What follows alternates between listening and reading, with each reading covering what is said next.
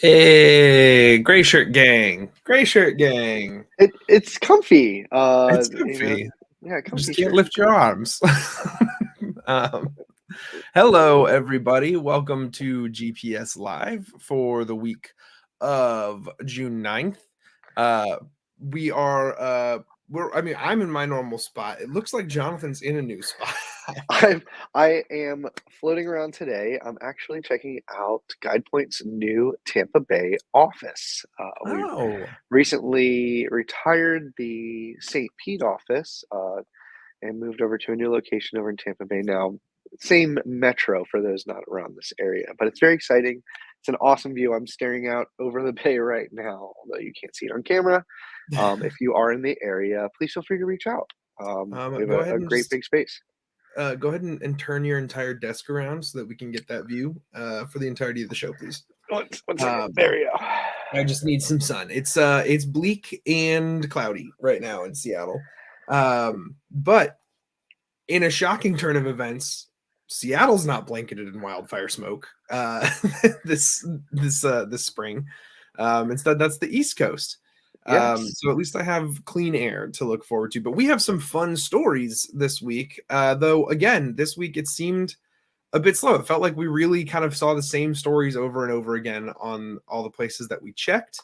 So we pulled the ones that we found most interesting that kind of give us a good broad range of things to talk about. But before we do, it's important to note that the views and opinions expressed by the host of this live stream are our own and do not necessarily reflect the official views and opinions of GuidePoint Security. I could not have goofed that one up I, more. I feel like it doesn't matter if we say it as long as it's like on It's, the it's screen, like as long as somebody it's reads on the it. screen. It's really just so that it's not silent for 30 seconds while that's up there. We could make it extra awkward and just stare. And just we could just stare so that it's silent and weird when you come back. But we have some interesting stories this week. It's actually a Oh yeah. ransomware heavy week for a lot of the stories that we have, but I think it's kind of like it's not just your typical like, oh, another place was hit by a ransomware attack. We've got some interesting stuff. So let's kick it off first and foremost with the ransomware gang Clop. Now, you might be familiar with Clop. They've been pretty active pretty recently. We've featured them a couple times recently in the GuidePoint Research and Intelligence Team research reports for ransomware activity that we put out every month. They've been looking at Clop pretty heavily, and it's a name that I've become familiar with through those reports because I'm the one that's working on writing and editing them with them. But they apparently they made big news kind of this year for their particular exploitation of, why has the name of it just left me, Well, Go move it. Anywhere Oh, MFT. um yes. they made a name for themselves this year, and they popped up in the news by exploiting this Go Anywhere MFT secure file transfer vulnerability Hmm. as part of their ransomware campaigns. They prepped a massive campaign around it. They hit a bunch of victims using that same vulnerability, but now it turns out that they may have had a little bit more with some vulnerabilities that have cropped up recently. Most notably, this MOVEit vulnerability that made the news over the last couple weeks. Yeah, and so it sounds like this threat actor group, Clop, has a slew of things up their sleeves. More recently, as part of this Go Anywhere secure file transfer tool that was back in February of earlier this year. For those that recall, the Yep. MoveIt transfer vulnerability was already known apparently to the Clop threat actor group. And Yeah. so it almost seems like a decision was made to say, well, we're sitting on a couple of different ODAs, right, that are going to be potentially used by this group. And they're kind of deciding which ones to use, because remember, once it's used and it's actively exploited, we are going to see a quick patch cycle. We are going to see people addressing it, and it's basically it's going to slowly die down from that point once it starts getting fixed and remediated. So they're sitting on a number of different ones, but Yeah. it goes further than that. It's not just as simple as, oh, back in February we had a couple, right? We're talking almost years. Yeah. So the interesting thing about this is that the vulnerability we're talking about for MoveIt is tagged as CVE 2023-34362. So it is a relatively recent vulnerability that has been found. But what we're looking at here, I believe the research came from Kroll. They did a lot of research into this. It looks like as far back as July 2021, Klopp was exploiting this vulnerability and using it to basically do their reconnaissance about what organizations they were in, find out things like org IDs, and really start doing their targeting. And so that means that for 2 years, they were sitting on this vulnerability, utilizing it to gather information and intel and kind of lay the groundwork in the scene. And I'm not an expert security analyst, and I'm not one to say that I can read the minds of ransomware gangs. But it seems like they knew about this for a long time, and then once it became public, because it just kind of really recently cropped up, and people started paying attention to this movie vulnerability, they just went ahead and exploited it. So it seems to me like they kind of sat on it for a while, and then once their hand was forced, they utilized it. But Jonathan, I think for some of our viewers, maybe the MOVEit exploit, they know about it, but maybe don't know necessarily what it is. So do you want to do a quick breakdown on that? Sure. So yes, albeit that this is now 2 years old secretly, the fact that it is running wild right now does bring it into kind of the light of the current. Now, it's not as simple as just being a victim of having this particular software. What's actually happening here is an unauthenticated SQL injection attack. Now, SQL injection is the ability to pass commands like SQL commands specifically through an application directly to the database through some kind of querying mechanism. Usually, you don't want to allow a user direct access to the database, especially through its query process. Now, sadly, every once in a while, one of these bugs does pop up. And what's happening in this particular vulnerability is that an attacker, depending on the database that's used in the backend, something like Microsoft SQL Server, can run different commands like XP Command Shell, for instance, to run a stored procedure that basically allows you to run command prompt from a database query. And what if you can imagine what you can do with command prompt? You have shell access. This has gone from a SQL injection to remote code execution. Other ways that we're seeing this particular vulnerability being used is that they're creating additional files in the publicly facing directories. That means that they're creating additional um, readable files in the application's public facing directory to access as a website. These are going to be stuff like backdoors and shells, ways for people to interact with the file system and the server at large. And so, between these two different mechanisms, this what may seem like just a harmless bit of database interaction can be escalated to a full system takeover. Yeah. So this is pretty this is a pretty terrible thing to have happening in your environment. If someone can gain access to your file transfer tools, that's, I think, on its own bad enough, and we'll talk a little bit more about this in a couple of minutes. But the fact that, like, just being able to access the file transfer systems and be able to get into that back end, that's enough to do ransomware style activities, because you could just move all of the files out, right? Right? Like, you could just move all the files out, use that access to be able to manipulate that file structure, and then ask for a ransom to either retrieve the files or keep them from being published publicly. So that alone is enough, but then to pair it with the ability to actually run your own commands once you have that access, that really brings it up to a new level, because now not only could they steal that data or remove that data or threaten to expose that data, but they can also lock you out of your own copies of it. So that is a pretty terrible 1-2 punch combo. And That I did want to mention that there was something that did stand out to me in the article is that our own FBI here in the United States has also Mhm. been adding a little bit of extra information to the investigation, and they found that the SQL injection vulnerability that is being used as part of this with MoveIt is eerily similar to another kind of file transfer application from several years ago. Mhm. And The Acelion attacks. yeah, and it was the same group, and so we're seeing a series of kind of targeting applications that have similar functionality with the hope and expectation that a vulnerability may exist in them. If it's in one, it may be in others. On top of the fact that they're just really doing that kind of thing that we all really hate, which is holiday attacks. What I mean by that is it's common knowledge that people are generally out of the office and they're not checking their computers during Yeah. major holidays. We saw this with the Kaseya attack 2 years ago on 4th of July. Well, we're kind of seeing this happening right now with just the Memorial Day weekend passing us, uh, recently, and that's when this really had this massive uptick in exploitation. Yeah. And what Clap is threatening here, to just to kind of wrap this one up, so that we can get through the rest of our stories. But the way that Clap went about this is that on their leak site, they claimed responsibility for the MOVEit attacks. And then they said that victims had until July 14th to reach out to them to start the negotiation process, which is a interesting move. Normally, in this kind of situation, right, you would see the attacker calling, emailing, leaving documents behind, or leaving leaving notes behind to say, "Hey, here's how you can reach us. Let's start this negotiation process and get you pay us and you get your stuff back." But in this case, they've just gone ahead and taken responsibility for it. Um, excuse me.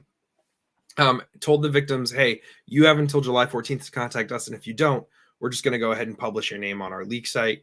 And at that point, that's more pressure to continue negotiations. But things have already started to break down. If they're pushing, saying you have until this time to contact us, they're really, it seems to me, pushing for like the upper hand in that negotiation process. The old rule of thumb, right? Whoever speaks first is the one who's losing the negotiation.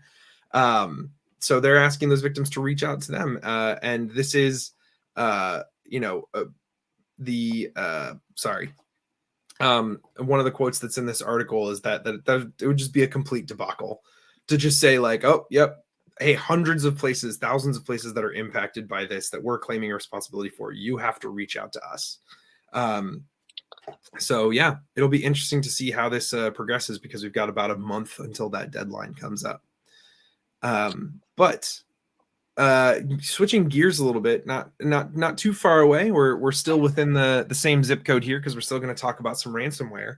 But earlier I mentioned, right, that it was already bad enough that this vulnerability gave you access to the backend files, and to be able to transfer these files around. So that was enough to conduct ransomware.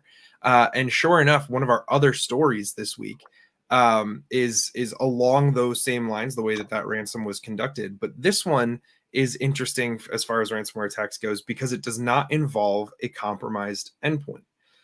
So this story is coming from Security Week, and it's based around some research, some threat research that the company Obsidian did as they were looking at this. But this is like a novel ransomware attack, because it didn't involve a compromised endpoint. It just involved compromised credentials for a Microsoft 365 SharePoint.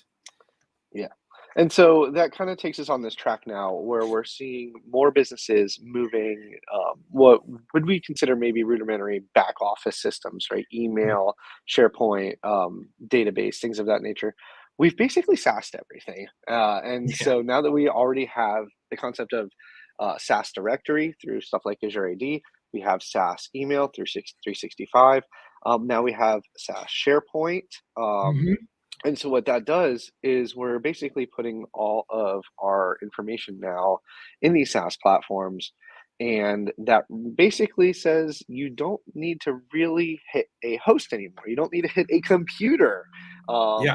So what it looks like here is happening is that a very highly privileged accounts, also known as a Microsoft Global SaaS admin account, once that level of user is compromised, then basically game is over.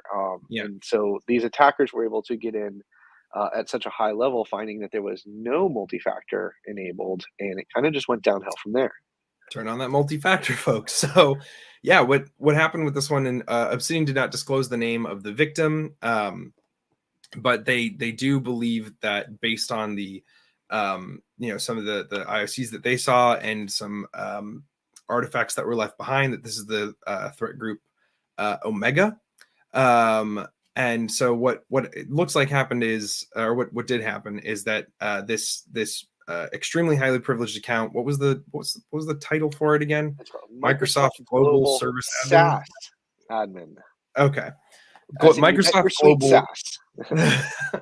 Wow. I mean, we're out of the realm of even being able to make effective acronyms for these things anymore. But so this Microsoft Global Admin account, the credentials were compromised, and as Jonathan mentioned, 2FA multi-factor authentication was not activated for that account. So once they got in, they very swiftly went about conducting a few operations. So first and foremost, they made a new account in the system called Omega. I think that gives it away when you make it kind of gives it away, group. Right? And they put in the department field for the AD account, they put contact us and left their email, and then street address, they left a URL. But then immediately the Microsoft Global Admin that was compromised granted the Omega account elevated permissions, including Global Administrator, SharePoint Administrator, Exchange Administrator, and Teams Administrator. And then within the span of 2 hours, it deleted over 200 other admin accounts. So it basically left itself as the only admin, or one of the few admins. And from there, it just started exporting files from the SharePoint. So they used SPPull, which is a Node.js module to simplify getting files out of a SharePoint. And then once they had those files out, they uploaded thousands of files just called preventleakage.txt to draw attention to the fact that the data had been stolen, and give instructions for how to get that data back. So all of this was, a lot of this was just automated. They clicked a few buttons on their end and they were able to retrieve the data and then put up those files. But yeah, this involved no compromise of the organizational network itself, right? So no one got past the firewalls. No one had to, not even, I mean, potentially there was a phishing email. Who knows? That could have been the way that they got those credentials. But there was no initial breach access on the company premises or on company hardware itself. This was all conducted just through that SaaS login. Yeah, and historically, when we think of things like ransomware, when we think of things like malware, we're focused so much on the individual hosts, the individual systems, the computers that we own, that we use. And this is finally starting to help us realize that the more we abstract away from ourselves and put in kind of the hands of others, the less control we seem to have. And in this case, it's so far gone that although it's not the ransomware where every single machine, server, and file share in our office gets encrypted and all that information gets exfiltrated. This is purely something that is cloud-based and but still kind of falls victim to the same kind of rules that we need to abide by, which is still being careful for phishing emails, still being careful for smishing, making sure that we have the appropriate security controls enabled, like multi-factor, amongst other things, to ensure that not just regular user accounts, which still require some kind of privilege escalation to achieve what happened here, but those highly privileged accounts need to be absolutely secure from the get-go, and that is definitely not what happened here. But it is introducing an entirely new concept around being able to handle ransomware in these SaaS-based platforms, especially because of the plethora of data that is now being stored in them. Yeah. And it's not without terrible, we're not going to end this on a terrible note here, but the Obsidian blog itself that talks about this does go through some detection opportunities and IOCs. And when it comes to SaaS applications and tools, one of the benefits that we do have is that we can do a lot of geolocation. We can do a lot of logging. So make sure you're utilizing that logging, because the things you want to be looking for if you want to detect something like this going on is anonymous IP geolocation to places where you don't have employees. Things that indicate like an impossible impossible speed for travel, right? So if you have the same account logging in from two different places where it would be impossible to get between them in that amount of time. But then they also have some other things, right? You could look for specific things like, hey, do I have any new AD users with Omega at your company name? That would let you know if you're being breached specifically by Omega. But beyond that, looking for admin accounts that are created, new AD accounts that are created that have way too much privilege, right? So they're created and granted global admin, SharePoint admin, all of these things all at once. Is a great indicator that something may be going on, and you might want to restrict that. Hopefully you catch that before all 200 of your other administrator accounts are deleted by that new account. But look for new AD groups, and then look for strange files that are uploaded. If you have kind of mass upload events going on in your SharePoint. I'm just gonna go out and say it. My signature is double check if you have multi-factor enabled Yeah. everywhere. I'm just before we jump into the next story, which is also the point is that when you're subscribing to these massive multifaceted SaaS platforms, especially ones like 365, where your directory credentials are used in a multitude of directions, make sure that every single one of those authentication mechanisms supports multi-factor, and that you're not forced to use legacy protocols that do not support multi-factor that can be used to bypass and validate credentials. Or furthermore, make sure that every single place is being pushed. Yeah. If it's not, the attacker will test and test and test until they find one of the many authentication methods that was forgotten about. That's all I gotta say. But you're right. This does actually bleed into our next story. And thanks so much, whoever just commented. We appreciate you watching. We love that you're loving the conversation. Unfortunately, you're just popping up as LinkedIn user for our comments, so I'll can't find thank it you by here in a name. second. But yeah, this next story actually comes hot on the heels when we're talking about password security and we're talking about account security. Jonathan, you found this one, so do you want to kick it off, or do you want me to take over while you look for our, our Oh, friends no, on LinkedIn? no, sure thing. I've got it already. I can multitask. So this Okay. one's coming to us fresh from Bleeping Computer, where an API flaw in one of the most beloved international car brands, Honda, exposes customer data, dealer panels, and also internal docs. Yeah. And so what's happening here is that Honda is utilizing an e-commerce platform for a lot of their different equipment manufacturers. We're not necessarily talking about the cars here, but fun fact, Honda does make other things like their marine division, their lawn and garden division, their power equipment division, and in within that subset of Honda's larger kind of business model, they have a whole backend portal that was kind of left a little bit vulnerable. And by that, I mean that their password reset functionality didn't do any kind of due diligence. It Yeah. literally didn't even ask for your previous password or any kind of session token or credentialed access information. It simply just took and trusted what was the email you wanted to reset and what do you want it to reset it to. Yeah. It's that simple.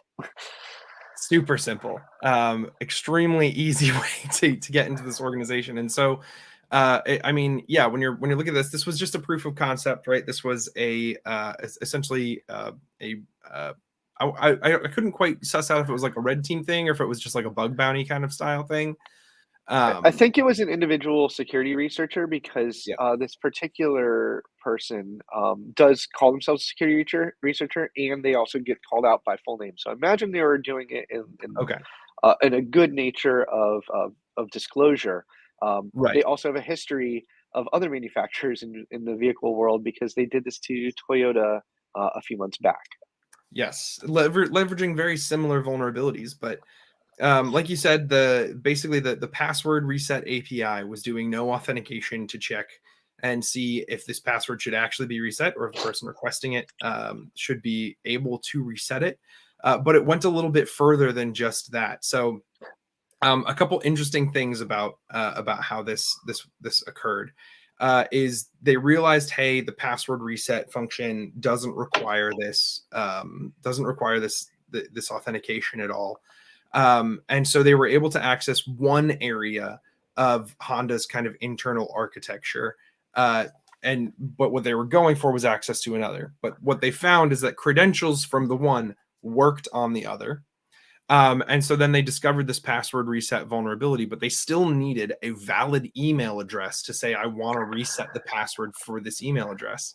And what they were able to do is they just went and watched some of Honda's internal training videos on YouTube about how to leverage this platform. And right there in one of the videos was a valid email address to access this system. And so then from there, they would need to be able to access this and find a user account that they could use this with. And what they found out is that the way that user accounts were generated was just an incremental number system. So they just kept trying user plus one until they came up with something that didn't have a result, and then they asked for the password reset and were able to get in. It's kind of like this like holy trifecta of of whoopsie daisies that occurred within Honda's system. This is classic OWASP top 10 written all over it, right? The first Yeah. one with the password reset functionality, not looking at any kind of credential, not even simply asking for the current or previous password to perform a reset. I understand maybe a lost password, but then there's a whole, process and maybe even like a unique token, one-time token generated as part of that. But furthermore, it continues on to have the insecure direct object reference, where identifiers such as org numbers, user IDs, things of that nature can be incremented and guessed. And then furthermore, we're back on the challenge of not having credentials tied directly to those IDs. And so that, being able to access other orgs, other accounts, other information by simply guessing the number and exposing that information. Yeah. You know, I I teach this stuff in OWASP Juice Shop training classes and how to prevent some of these basic attacks. And the challenges is it's not always as simple as, let's put a web application firewall in front of something like this. This isn't necessarily like a code exploit. This isn't SQL injection. This isn't cross-site scripting that is detectable and preventable. A lot of this stuff is logic-based flaws. You have, as a developer, you have to ask yourself behind the scenes, am I separating, users' functions and capabilities? Am I being able to tie together account IDs and organizational IDs to the owner of that information? Am I validating that information behind the scenes? And so this Yeah. is something that you really got to consider when you're developing it, not something you can kind of patch with a band-aid. Yeah. And what this granted him access to across this was being able to pull up like every dealer's portal, Mhm. being able to access all of their information. But it's noted in here that because this was a relatively simple attack structure to employ, a dealer could have used this to gain access to another dealer's portal, Yeah. a competing dealer's portal, and see all of their information and everything that was happening behind the scenes there, but also to modify that information, right? He could do some back end modification there. And then finally, I'm just kind of like scrolling to the bottom of the article and I'm just noting that the final step of the attack was to access Honda's admin panel, which is the central point for the firm's e-commerce platform. I'm just reading directly from the article on Bleeping Computer here. But this sentence really just kind of threw me for a loop here. The researcher accessed it by modifying an HTTP response to make it appear like he was an admin. So Classic. the system said, "Hey, are you allowed to do that?" And he said, "I'm an admin." They were like, "Okay, cool." Yeah, there were so many little flaws. The security researcher, did a really good job of putting together a ton of evidence, documented their entire process and appropriately disclosed it to Honda. Now, I'm not saying that our viewers should go out online and start hacking websites. But those that do participate in bug bounty programs, please be sure to read all of the details to make sure that you have a CYA and Yes. have fun hacking into live targets when you're allowed to, when you're sanctioned, and when the time is appropriate, and And this and this guy just appears to be doing it out of the goodness of his heart, though, because Honda does not have a bug bounty program in place, and neither did Toyota when he worked with them. So, or when he found vulnerabilities in their site. So everything's been confirmed to be fixed by Honda. They are not going to be paying him any bug bounties. So he's just kind of doing this out of the goodness of his heart, which is fantastic. But also, wow, because of what you just mentioned, that's a dangerous proposition. It, it, to just go to it, a company, a multi-billion-dollar company, and say, "I accessed all your stuff." But that takes us yeah. to the top of the hour. We are at the top of our time here. Do we want to mention one last story? We'll take a minute on it. Yeah, sure. If you'd like to do that. All right. Well, real quickly, I just want to take us a little bit down under. We'll flip our laptops over and head over down to Australia here for a second, where a very large law firm has also taken a stand against ransomware. In fact, they've taken such a stand that 1.45 terabytes of data that was stolen from them, that includes files on different Australian government entities and also Tasmania, are now leaked on the internet, and it's been made very clear that negotiating with terrorists is completely out of the question, and that's just the way it's going to be for a lot of these businesses going forward. So we're starting to see a new trend of standing up to the bad guys. Although this may be really interesting from a business perspective on the data that's been leaked, good on you for not perpetuating this kind of ransomware. And Yes. making it, a lucrative. I'm not even going to call it a job. That's it's disrespectful. But yeah, it is unfortunate that that data was leaked in the end. That the threat actors followed through on their threats to do that. But kudos to this company for standing the ground there. And technically that is the FBI's baseline advice, right? Don't engage, don't negotiate. Yep. But that does take us to the top of the hour. Thank you so much, Mark, Sonia, for joining us and leaving some comments. If you've been watching this on demand after the fact, we appreciate that so much. We can still see your comments. Let us know what kind of things you would like to see. We would really love to kind of know the direction that you would like to see this show going. Should we get more guests from within GuidePoint to talk about different areas of expertise? Should we cover other kinds of stories?